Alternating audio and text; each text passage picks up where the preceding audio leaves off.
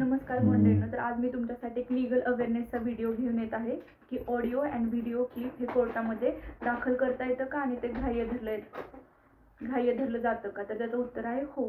Indian evidence act section 65च्या under आपण दाखल करू शकतो, पण त्याच्यासोबत आपल्याला सेक्शन 65B साठी एक सर्टिफिकेट जोडावं लागतं. रेकॉर्डिंग हे त्या केस रिलेटेड असलं पाहिजे, जसं की FIR मध्ये तुम्ही जे नमूद केलेलं आहे त्याच्या रिलेटेड ते व्हिडिओ आणि ऑडिओ क्लिप असलं पाहिजे.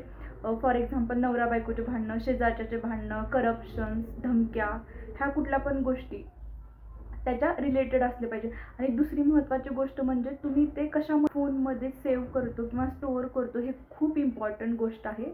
कारण की कधी कधी कोर्ट आणि ऑपोजिशनवाले त्याचं फॉरेन्सिक रिपोर्ट मागतात, पण जेव्हा ते फॉरेन्सिक रिपोर्टसाठी ते फॉरेन्सिक टीमकडे आपलं जेव्हा ऑडिओ आणि व्हिडिओ क्लिप जातं तेव्हा कधी कधी मोस्टली सगळ्यांचं असं होतं की टेम्पर्ड रिपोर्ट येतो, म्हणजे की तुम्ही त्याच्यासोबत छेडछाड केली आहे. तर ते न होण्यासाठी तर सगळ्यात मेन घ्यायची काळजी म्हणजे की आपण स्वतः पण ते जास्त नाही ऐकायचं किंवा लोकांना जास्त फॉरवर्ड नाही करायचं, कुणाला दाखवायचं नाही, कारण की त्याची क्वालिटी जी असते ना ती लो होत जाते. त्याच्यामुळे जास्तीत जास्त आपण एक करायचं की जी आपले जे तपास अधिकारी आहेत त्यांना ते फक्त 1 ते 2 वेळ फॉरवर्ड करायचं. त्याच्यामुळे हे जे टेम्पर्ड हा रिपोर्ट येतो तो थांबतो. व्हिडिओ रेकॉर्डिंग क्लिप जे आहे ते आपण कोर्टमध्ये Indian evidence act under section 65च्या खाली दाखल करू शकतो आणि त्याच्यासोबत 65B आपल्याला एक सर्टिफिकेट द्यावं लागतं. त्याचं सर्टिफिकेट नेमकं काय असते की आपण आपल्या फोनमध्ये ते एव्हिडन्स आहे ऑडिओ आणि व्हिडिओ क्लिपचा, तर आपल्याला तो फोन कोर्टामध्ये जमा करू शकतो. कधी कधी असं होतं की एकच फोन असतो, एकच लॅपटॉप असतो डेली यूजचा की जो आपण देऊ शकत नाही.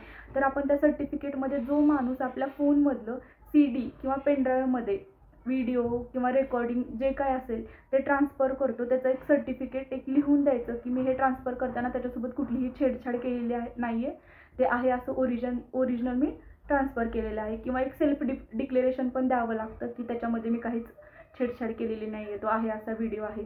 पण नेमकं कुठलं ऑडिओ आणि व्हिडिओ रेकॉर्डिंग हे ग्राह्य धरलं जातं ते ओरिजिनल आहे. म्हणजे जसं की फॉर एक्झाम्पल घ्या, एक 6-7 मिनिटाचं रेकॉर्डिंग आहे, त्याच्यामध्ये 5व्या मिनिटापासून शिवीगाळ, भांडणं, धमक्या, करप्शनचं जे काय असेल ते चालू झाले.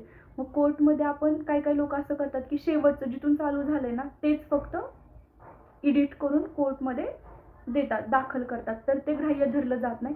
पूर्ण पहिल्या सेकंडपासून ते लास्टच्या सेकंडपर्यंत पूर्ण व्हिडिओ जर आपण सादर केलं कोर्टामध्ये तर ग्राह्य धरलं जातं. त्यात पण सुप्रीम कोर्ट आणि हायकोर्टचे खूप असे जजमेंट्स आहेत की कुठलं ग्राह्य धरलं जातं, कुठलं ग्राह्य धरलं जात नाही, त्याचे काही लँडमार्क जजमेंट्स आहेत ते आपण नेक्स्ट व्हिडिओमध्ये बघूया. त्यासाठी तुम्ही माझ्यासोबत जोडत राहा.